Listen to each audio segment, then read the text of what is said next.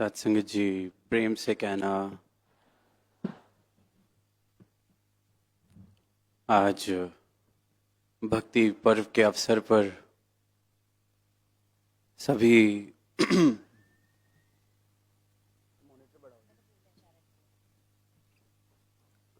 भक्ति पर्व के अवसर पर सभी एकत्रित हैं और हर वर्ष की तरह भक्ति भरे जो जीवन रहे हैं, जो इस सूक्ष्म राह पर अपना जीवन जीते हुए जिन्होंने तोड़ निभाई,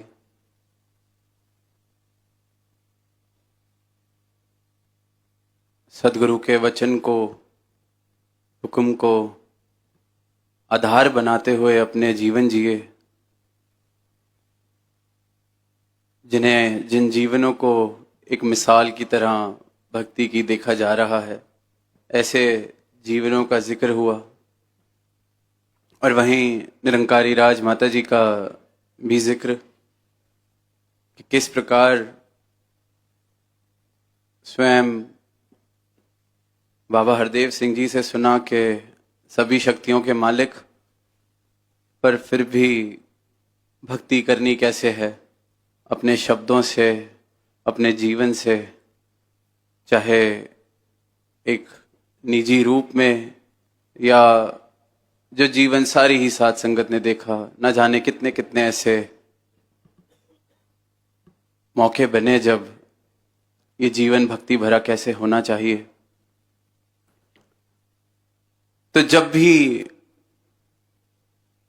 या जहां भी ये जिक्र होते हैं ऐसे संतों के, चाहे आज संतोख सिंह जी का जिक्र, एक ऐसे वचन आया, सरोवर की जो जमीन है यहाँ ठहरना है, यहाँ बसना है, ऐसे संभालना है, और वचन मान लिया गया। और इसलिए आज जिक्र भी है। वचन माना इसलिए नहीं गया था कि कल जिक्र होगा, वचन माना इसलिए नहीं गया था कि भक्ति पर्व समागम पर चर्चा की जाएगी, मिसाल दी जाएगी। वचन माना इसलिए गया क्योंकि वो अपनी भक्ति थी। अगर खुद को सदगुरु का दास कहा तो वचन मानना तो स्वाभाविक हो गया। जो गुरु आखे वो कुछ करना, सेव कमाना सीखिए, तो स्वाभाविक हो गया। तो कोई ऐसी बात नहीं की जो हम कहें कि वाह क्या अनोखा काम है। वचन माना, खुद को भक्त कह रहे हैं, खुद को सदगुरु के दास कह रहे हैं,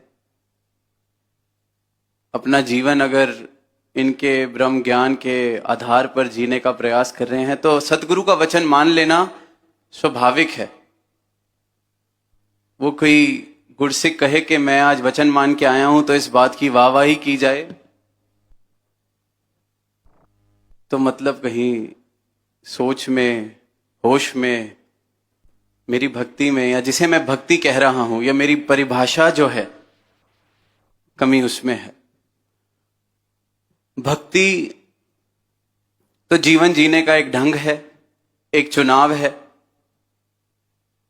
एक कला है, जहां भक्त जब इस दातार को पहचान लेता है सदगुरु की कृपा से, तो खुद को सदगुरु के चरणों में यूं समर्पित कर देता है कि अपना सारा कर्ता भाव छोड़ दिया। भक्ति भरा जीवन जीना केवल, अगर संक्षिप्त में कहना चाहें तो इतना ही है कि अब मैं कर्ता नहीं रहा, क्योंकि कर्ता से मुझे मिला दिया गया है। जीवन से कर्ता भाव चले जाना भक्ति वाला जीवन जीना हो जाता है। और ये एक चुनाव है, किसी के ऊपर जोर जबरदस्ती करके किसी को भक्त नहीं बनाया जा सकता। और यही परिभाषा है सत्य की एक ही परिभाषा हो सकती है, जिसे समझ आ जाए तो वो दुनिया के जिस भी कोने में हो वो भी वही परिभाषा बोलेगा जो दुनिया के इस कोने में बोली जा रही है। सदगुरु का जब ब्रह्म ज्ञान मिलता है, भक्ति सही मायनों में जीवन में आती है, तो भक्ति की परिभाषा मेरी आपसे अलग नहीं हो सकती या किसी की मुझसे अलग नहीं हो सकती, क्योंकि भक्ति सत्य है और सत्य की परिभाषा अपनी अपनी नहीं हो सकती, एक ही हो सकती है। सूरज चढ़ा है तो सबके लिए सत्य है, क्योंकि इस पल का वो सत्य है। और भक्ति और ये ब्रह्म ज्ञान तो आदि से सत्य है, जुगाद से सत्य है, आगे भी सत्य रहने वाला है। तो सदगुरु ने ये सत्य दिया है जिसकी प्राप्ति के बाद परिभाषाओं की कोई गुंजाइश नहीं रह जाती। परिभाषाओं की गुंजाइश तब तक है जब तक नाता असत्य से है, माया से है। तो जैसे कि दास ने पहले कहा कि एक भक्त अगर खुद को भक्त कह रहा है या मैं प्रयास कर रहा हूं भक्ति भरा जीवन जीने का, तो वचन मान लेना कोई बड़ी बात नहीं है, ये तो स्वाभाविक है। दूसरी तो कोई चॉइस ही नहीं बचती, चॉइस है ही नहीं। पर क्योंकि जिस समय में हम जी रहे हैं, शायद भक्ति उस गहरी तल पर हम भक्ति के नहीं पहुंचे हैं, तो कभी कभी लगता है कि चलो नहीं माना तो कोई बात नहीं, खुद को ही अलाउंस दे देते हैं, नहीं माना तो कोई बात नहीं। और फिर जब आसपास देखते हैं कि हाँ और भी हैं जो नहीं मान रहे, कहा वचन आया कि सरोवर पे रह जाइए, वो रह गए, आज मिसाल दी जा रही है। और कभी कभी एक ही बात कितनी बार कहनी पड़ती है, फिर भी नहीं मानी जाती, फिर भी कोई फर्क नहीं, फिर भी कोई असर नहीं। तो कहने वाला भी कहता है चलो जो कह रहा हूं वो नहीं किया जा रहा, कम से कम जिस चीज की मनाही है वो तो नहीं कर रहे। तो ये समझौता भी फिर कहने वाला ही कर लेता है कि चलो जितना कहते हैं उतना नहीं कर रहे, पर कम से कम जो कहने से मना किया है उस लकीर को तो पार नहीं किया जा रहा। और फिर देखते हैं कि हम सब अंतर्यामी हैं, अपने अपने जीवन में ऐसे मोड़ भी आते हैं कि जो लकीर खींची कि इसके पार ना जाना, हम उसके पार भी चले जाते हैं। एक बार कहा, 10 बार कहा कि ये कर लीजिए, नहीं किया तो कहने वाले ने कहा कि चलो कोई नहीं। पर जिस चीज के लिए कहा ये चलो मत करना और वो मैं जाके कराऊं, तो फिर कहने वाला भी अब क्या कहे।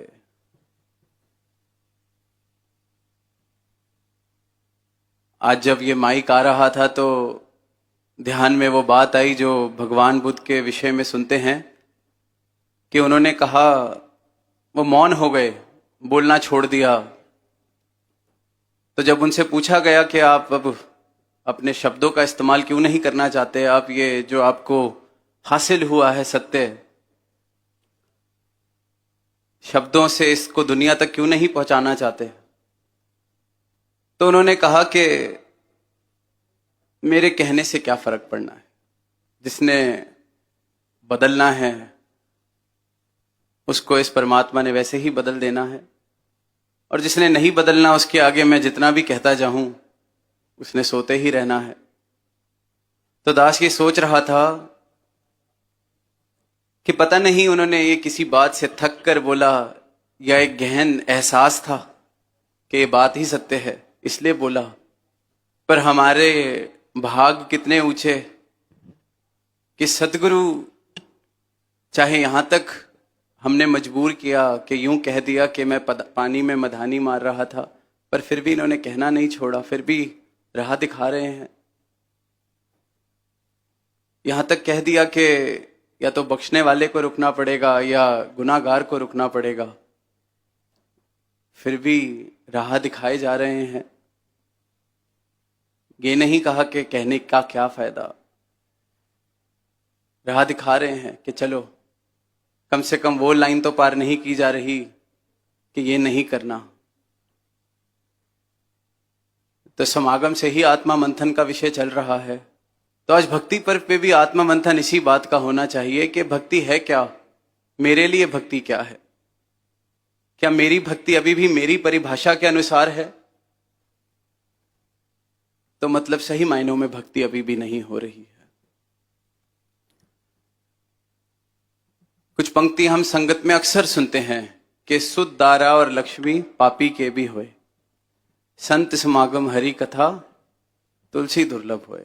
बचपन से बाल संगत से सुनते आ रहे हैं। अभी भी कहीं भी दास को टूर पे जाने का अवसर मिलता है, कहीं भी संगत करने का मिलता है, शायद ही कोई 2 या 3 दिन गुजरते होंगे और कोई ना कोई इन पंक्तियों का जिक्र जरूर करता है।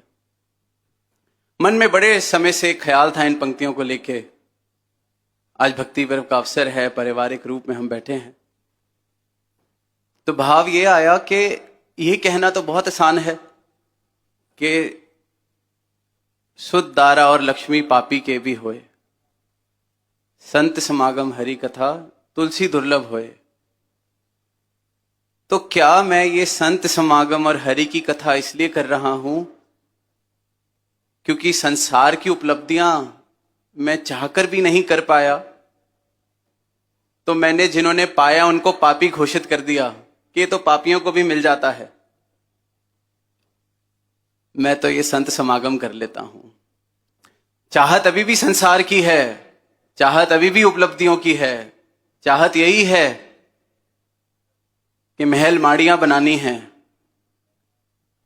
पर अब नाकामी को कहीं इस भक्ति के नाम से तो नहीं छुपाने की कोशिश की जा रही,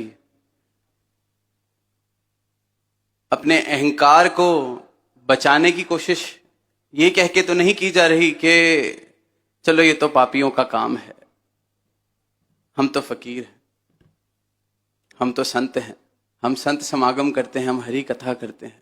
दुर्लभ होती है, पैसा तो हर पापी कमा लेता है, संसारिक उपलब्धियां तो हर पापी बना लेता है। तो ये अपनी परिभाषा। बात समझने वाली ये थी कि ये तो जिन्हें कहा गया कि ये जो सुध दारा और लक्ष्मी पापी के भी होए, कि ये तो संसार की माया है, सही मार्ग से भी कमाई जा सकती है, और जो पाप के रास्ते पे चल रहा है, किसी को नीचा खींच रहा है, दुख पहुंचा रहा है, वो भी ये कमा सकता है। दोनों तरीके हैं। अपनी लकीर बड़ी करके भी कमाई जा सकती है, किसी की लकीर छोटी करके भी कमाई जा सकती है, संसार की माया। पर फिर भक्ति करते हुए मेरे मन में यह सवाल क्यों आता है कि मैं तो संगत आता हूं, मैं तो किसी का दिल नहीं दुखाता, पर वो देखो पापी, उसका घर कितना बड़ा हो गया है, मुझे तो नौकरी से भी निकाल दिया जहां मैं नौकरी कर रहा था। बात समझने वाली है। भक्ति का मार्ग मैंने उन संसार की उपलब्धियों को प्राप्त करने के लिए अगर चुना है, तो परिभाषा पहले ही दिन गलत हो गई। वो बात अलग है, ये बख्शिश में, झूंगे में जो मर्जी मेरी झोली में डाल दे, सब कुछ जो डाला है इन्होंने ही डाला है। पर भक्ति की परिभाषा ये है अगर कि मैं अच्छा इसलिए बोलता हूं, दिल इसलिए नहीं दुखाता क्योंकि ये मुझे इस भक्ति की रास्ते से कमाना है। भक्ति की राह कर्ता भाव को त्यागने वाली राह है। जीवन से कर्ता भाव खत्म हो जाए तो मैं भक्त बन सकता हूं, लेकिन अगर सुध दारा और लक्ष्मी के लिए ही भक्ति की जा रही है और मन में बार बार ये सवाल आ रहे हैं, वो देखो पापियों को मिल रहा है, दिल दुखाने वालों को मिल रहा है, झूठ बोलने वालों को मिल रहा है, मुझे नहीं मिल रहा, मन में ये भाव। और फिर अंत में खुद को समझाने के लिए, समझौता करने के लिए मैं भी कह दूं चलो संत समागम हरि कथा, ये तो बड़ी दुर्लभ है, मुझे दुर्लभ हीरा मिला है, दुर्लभ भाव मिले हैं, पर बचा मैं अहंकार को ही रहा हूं। तो ये भाव भी आत्मा मंथन करने योग्य है कि कहीं ये भक्ति, क्योंकि संतों ने कह दिया दुर्लभ है। जैसे दुनिया में जिसके पास हीरा है उसे अमीर कहा जाता है क्योंकि उसके पास एक दुर्लभ वस्तु है। हीरे की कीमत इसलिए दुर्लभ है, सबके हाथ में एक एक हीरा पकड़ा देंगे तो हीरे की क्या कीमत रह जाएगी, तो इसलिए हीरे की कीमत माया है। कहीं जिस कारण हीरे की चाहत है कि ये दुर्लभ है, कीमती है, इसलिए मुझे लेना है ताकि मैं अमीर बन जाऊं, ताकि मेरे पास कुछ ऐसा हो जिससे मैं दुनिया में अपनी मन मर्जी कर सकूं, खर्चा कर सकूं, जैसा जीवन चाहता हूं वैसा जी सकूं, उसकी दुर्लभता के कारण उसकी कीमत है। संसार की हर वस्तु की कारण दुर्लभता की वजह से है। तो कहीं यही अहंकार मैं ना कर लूं कि चलो दुनिया वाले तो फिर हीरा कमा लेंगे, मैंने तो ये भक्ति दुर्लभ है, और खुद को ये कह दिया हमने इस दुर्लभ हीरे को पाया है, पर मन में बना इसको भी माया लिया कि अपनी कीमत बढ़ानी है। अरे हम तो संत हैं, हम तो फकीर हैं, पैसा कमाना तो पापियों का काम। अगर ऐसा होता तो सदगुरु कभी गृहस्थ में रहने का प्रण नहीं देते। ऐसा होता तो राजा जनक को कभी ये ज्ञान ना हुआ होता। ऐसा होता तो स्वयं राम के रूप में थोड़ी आते। ये तो भाव है समझने वाला, हृदय का भाव है भक्ति। जीवन क्या है मेरा, ये है भक्ति। तो चुनाव भक्ति की राह का अगर किया है तो इस बात को समझ लें, इस बात को मान लें कि अपनी परिभाषाएं नहीं चल सकती। अपनी परिभाषाएं चल रही हैं तो कर्ता भाव मौजूद है, और भक्ति सिर्फ और सिर्फ जीवन से कर्ता भाव चले जाने का नाम है कि मैं हूं ही नहीं, आप। और ये चुनाव है। इन्होंने नहीं कहा कि समर्पण करो, इन्होंने नहीं कहा बात माननी पड़ेगी, इन्होंने नहीं कहा कि जबरदस्ती कुछ करो। ये तो यहां तक कहने लग गए हैं कि संगत में भी जबरदस्ती ना आओ, कारण इस आनंद के लिए आओ, भक्ति के लिए आओ। और साथ साथ ये भी कह रहे हैं कि संगत मत छोड़ो, संगत करनी बड़ी। जीवन अगर आनंद वाला चाहिए तो संगत जरूर करते जाओ, संगत ना छोड़ो। पर साथ साथ ये भी कह रहे हैं कि जबरदस्ती मत आओ।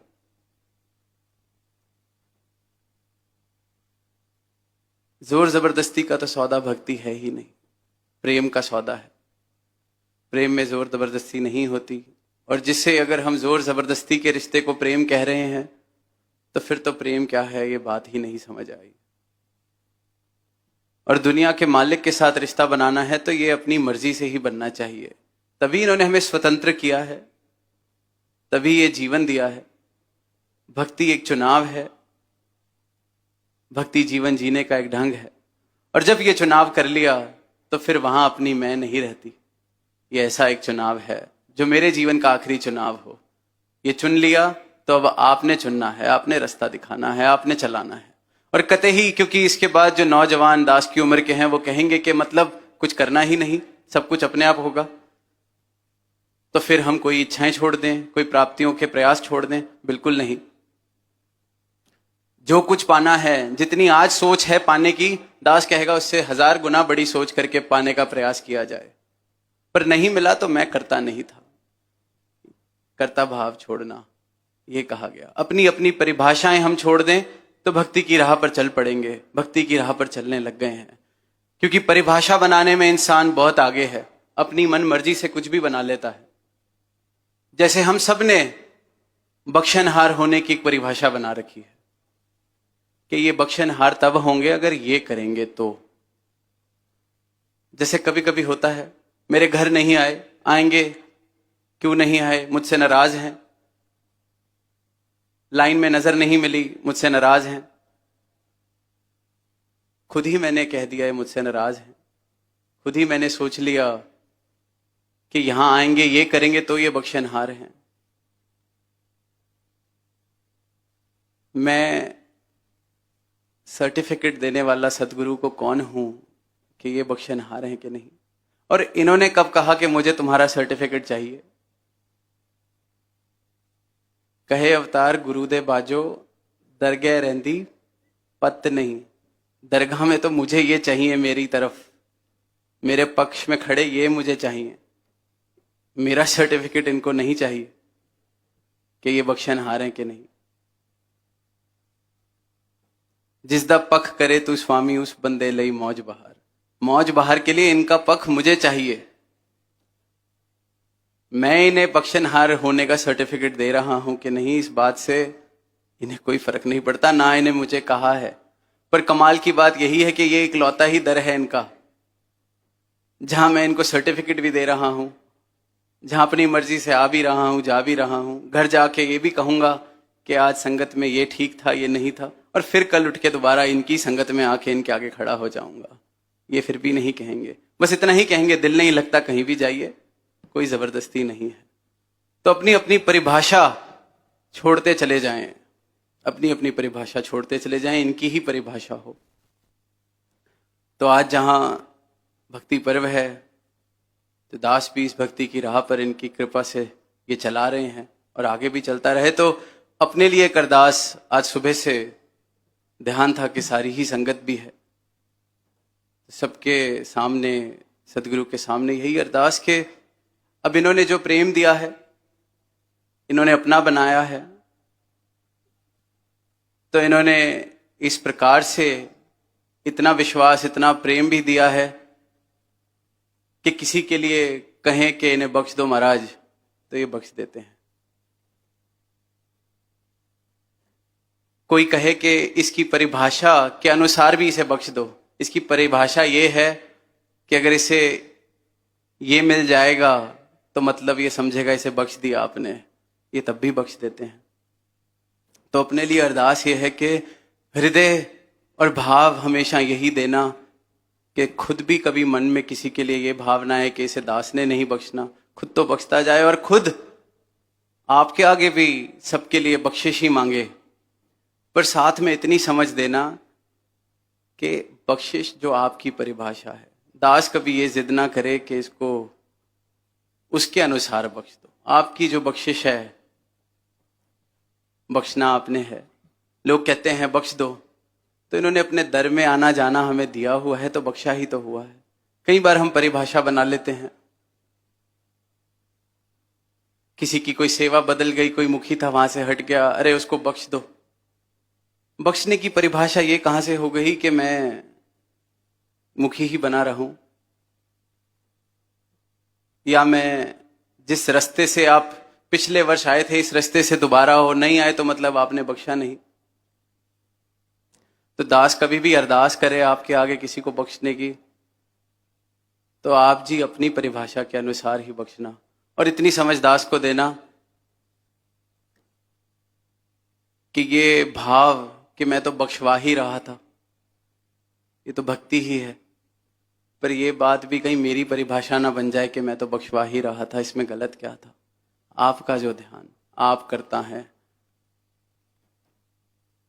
अपनी परिभाषा मेरी कोई ना हो इस राह पर, तो आनंद है।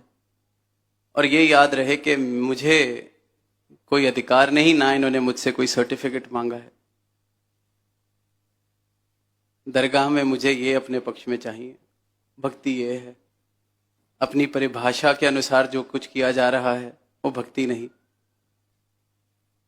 तो अरदास यही कि मन में कभी ये भावना आए कि कहने का क्या फायदा, आप जी कह रहे हैं तो हम भी कभी ना थके। आप ये आशीर्वाद दो, जैसा आप जी का ध्यान है वैसा ही भाव हर एक संत का हो, उसी भाव से सब सेवा करें, उसी भाव से सब सत्संग में